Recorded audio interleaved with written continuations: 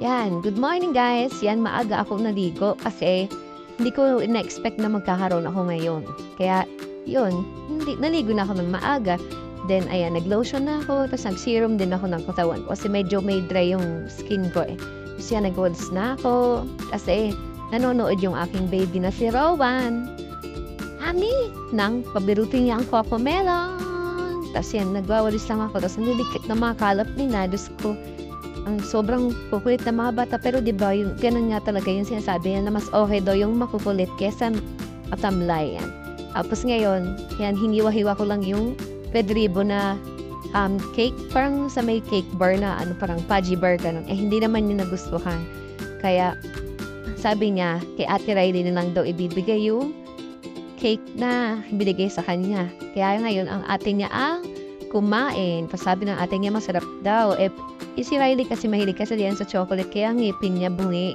Kaya lang okay lang yun kasi nga syempre bata pa. Then siyan, umili din kami ng ulam sa Baliwag kasi di ako nakapagluto. Sobrang oras na rin kasi sobrang hirap mamalengke. Tas ako lang naiwan sa bahayan.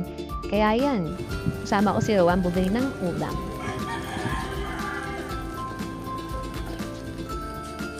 Ulam mo yan? Ulam mo?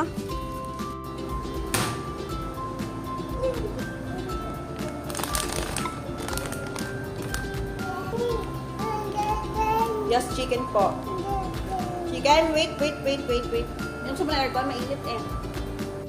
Then, after lahat, kakain na kami. Si Mama nagsandok ng kanyang kanin at yung mga bata hinimayan ko ng chicken kasi hindi sila nakakakain ng hindi hinihimay ang chicken. Yan, kakain tayo guys. Ang ulam natin is, ngayon is baliwag. Half lang bilhin namin kasi medyo mahal. Ito yung mga lang bilihin. Meron din kaming tahong na niluto ko sa wala masyadong kumain kaya yan ang kakain namin. Tapos kaning lamig. Hindi ako masyadong nagsain kasi dyan lang kami natira dito. Tapos yan, nilagyan ko ng sriracha yung aking plato kasi gusto ko yung medyo maanghang yung kinakain ko. Tapos yan, alam niyo ba guys, yan dalawang anak ko na yan, lagi yan nag-aaway, tapos lagi yan nag-aasara. Ito si Rowan kasi malakas mga asar, tapos yung ating na bigla na lang iiyak.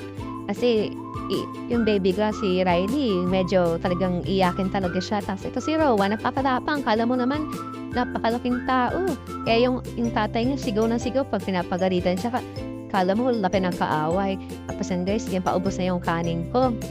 Tapos gusto ko kumain ng kanin, kaya lang parang nagbabawsas ako ng kanin kasi na parang na-high blood na. Tapos na kami kumain guys, kaya dito na kami sa kwarto. Say hi Riley! Rowan, say hi! Papatulugin ko ng mga bata kasi kami kumain. Hi guys! Hi guys! Please like, share, and subscribe! Bye-bye! Thanks for watching! Please like and share and subscribe!